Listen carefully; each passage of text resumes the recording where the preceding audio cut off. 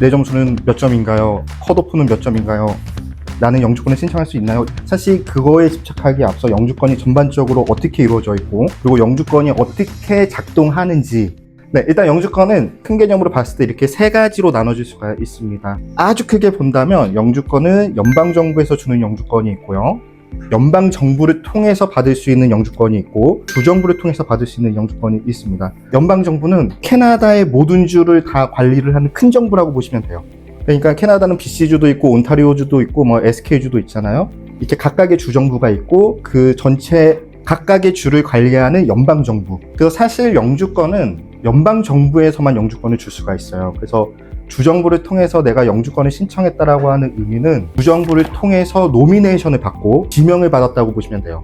우리는 이 사람의 기술과 경력과 인력이 필요하니 이 사람은 우리 주에선 영주권자로 필요해요 라고 하고 추천을 해주는 거예요. 지명을 해주는 거죠. 주정부에서 서류를 한 장 발급을 해주면 그 서류를 들고 영주권을 받는 게 아니라 그 서류를 들고 연방정부의 영주권을 또 신청해야 돼요. 그래야지 영주권이 나오는 거예요. 왜냐면 영주권은 연방정부만 발급이 가능하니까. 주정부를 통해서 영주권을 신청했습니다라고 하는 말은 뭐냐면 주정부에서 지명을 받기 위한 영주권 절차 한 번, 그리고 지명을 받고 나서 연방정부의 영주권을 신청하는 절차 한 번, 그래서 총 2번의 절차가 이제 들어가게 되는 거죠. 프로세싱 속도로만 봐도 노미네이션을 받는데 걸리는 시간, 그리고 노미네이션을 받고 나서 연방정부의 영주권을 신청하는데 걸리는 시간, 주정부를 통한 영주권을 신청했다라고 하는 의미는 프로세싱도 길고 비용도 2배로 들 수밖에 없는 거죠. 반면에 이제 연방정부에서 운영하는 영주권, 이게 바로 가장 대표적인 게 익스프레스 엔트리예요.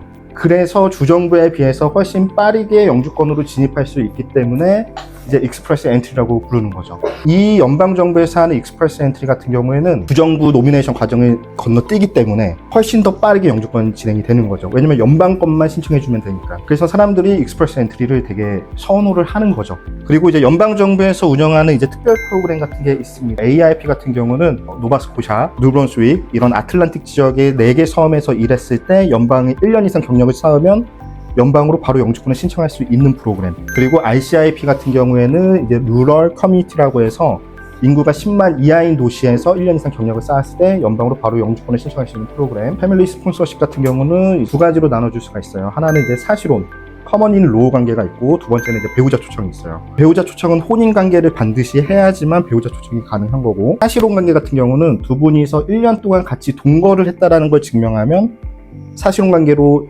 인정이 되기 때문에 영주권 신청이 가능하게 되는 거죠. 특별 프로그램 역시도 연방에서 진행하는 프로그램이고 연방으로 다이렉트로 영주권을 신청하는 프로그램. 그래서 연방을 통해서 신청하는 프로그램들 보통 프로세싱이 6에서 8개월 정도. 주정부 같은 경우는 이제 노미네이션 받는데 6에서 8개월 정도 걸리고요. 그리고 노미네이션을 받고 나서 영주권을 신청해서 받는데도 한 12개월에서 16개월 정도 걸려요. 적어도 한 2년 이상 걸린다고 보시면 되는 거죠. 주정부를 통해서 영주권을 신청하게 됐을 때. 그리고 이제 주정부에서 좀 눈여겨봐야 되는 건 뭐냐면 익스프레스 엔트리는 점수제예요. 학력 점수나 경력이라던가 뭐 영어 점수 이런 것들을 다 수치화를 시켜서 총 점수가 나오고, 연방정부에서 발표하는 선발 점수, 컷오프 점수라고 하는 선발 점수보다 내 점수가 높으면 이제 내가 영주권을 신청할 수 있는 자격이 생기는 거죠. 주정부 같은 경우는 BC주 같이 점수제로 운영하는 주도 있고요. 반대로 자격 충족형 주가 있어요. 근데 이 자격을 충족하려면 어떻게 해야 되냐면 해당주에서 1년 이상 근무한 경력이 있으면 됩니다. 셀핍 5점 이상 있으면 됩니다. 그렇기 때문에 그게 있으면 주정부에 노미네이션을 신청할 수가 있는 거예요. 정확하게 영주권이 아니라 지명을 신청할 수가 있고, 1년 경력 있고 셀핍 5점 이상 있는 사람들이 진짜 어마어마할 거 아니에요.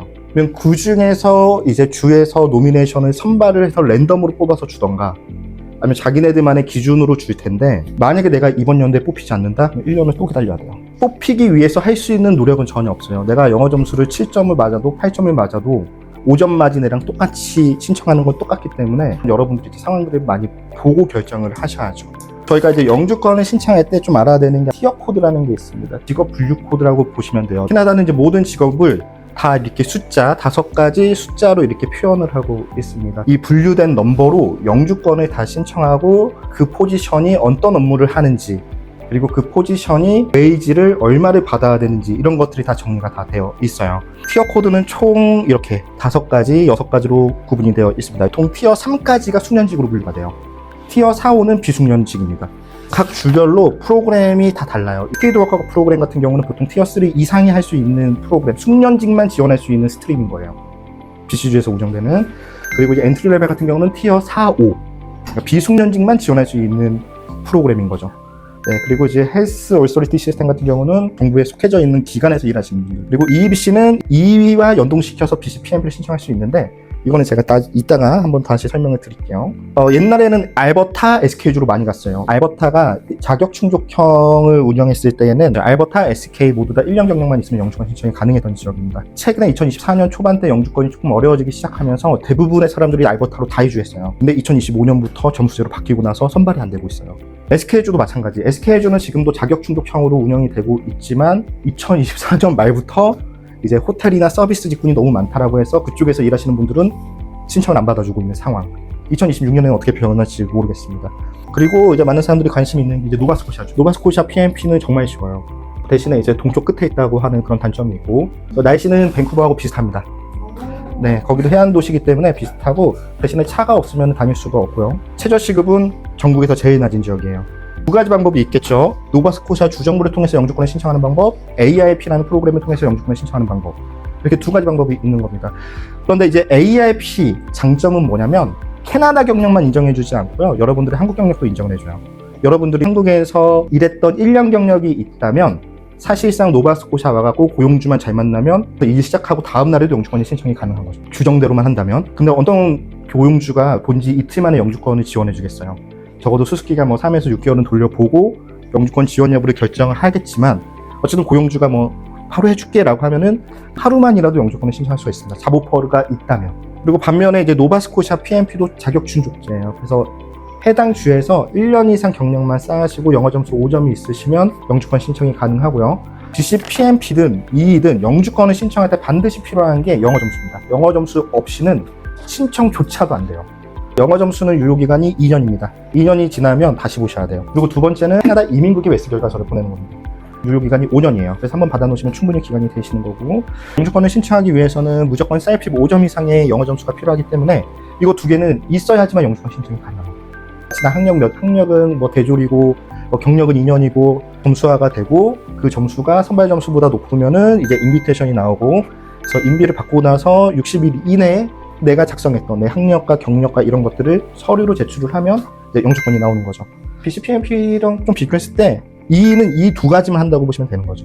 근데 이제 EE가 최근에 2025년부터 캐나다의 부족 직군을 커버하기 위해서 6개의 이제 카테고리를 정해놓고 이쪽 직군에서 근무하는 사람들은 따로 선발하고 있어요. 일반 직군이 530점, 540점이라면 이쪽 직군에서 일하시는 분들은 460점, 470점대까지 선발 점수가 내려가고 있어요. 이거는 매년 바뀌어요. 2025년에 어떤 포지션이 추가가 됐냐면 이번 카테고리에 EC가 추가가 됐어요.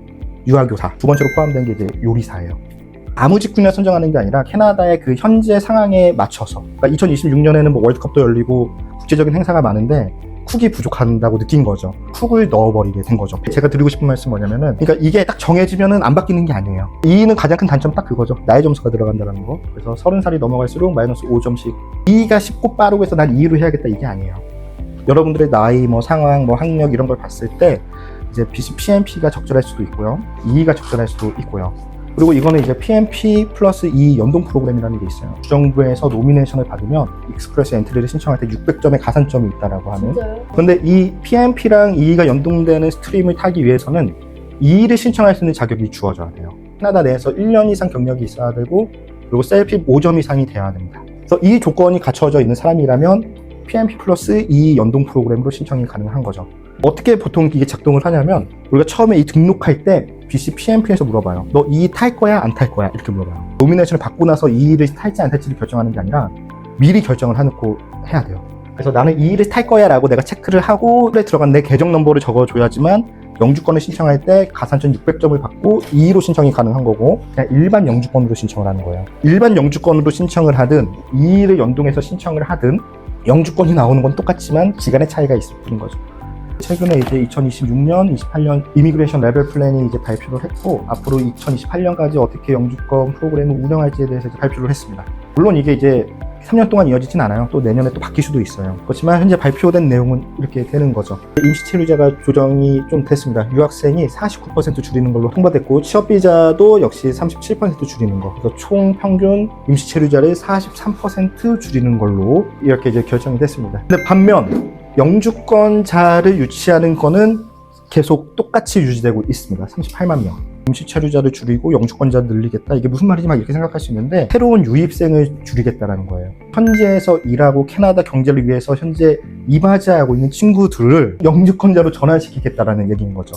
임시 체류하고 있는 숙련직 사람들을 영주권자로 전환시켜서 캐나다 내에 임시 체류자의 비율을 낮추겠다라고 하는 의미인 거죠. 그리고 두 번째는 이제 발표된 게 26년 TR2PR이라는 프로그램이에요. 이게 이제 2021년도에 코비드 때 이제 처음 시행됐던 프로그램이에요. 그리고 나서 거의 5년 만에 다시 시작하는 일회성 프로그램입니다. 2026년에서 2027년 사이에 진행을 하겠다라고 발표를 했고요. 현재 지금 예정된 인원은 33,000명 선발하겠다라고 이제 발표가 됐습니다. 어떤 포지션 막 이런 게 나오진 않은 상태고 이거를 다시 시행하겠다라고 발표가 된 상태고, 그래서 2021년도에 진행됐던 프로그램으로 설명을 드리면 당시에 세 가지 카테고리로 뽑았어요. 첫 번째는 프랑스어 잘하는 사람, 두 번째는 숙련직인데 PGWP 비자로 현재 근무하고 영어 점수 5점 있는 사람, 세 번째는 Essential Occupation이라 그래서 필수 직업군에서 근무하고 있는 사람.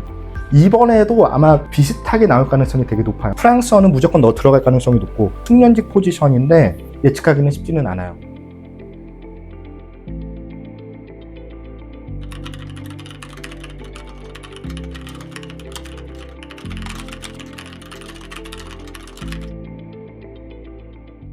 이것도 보고 가요. 구독도 하고 가요.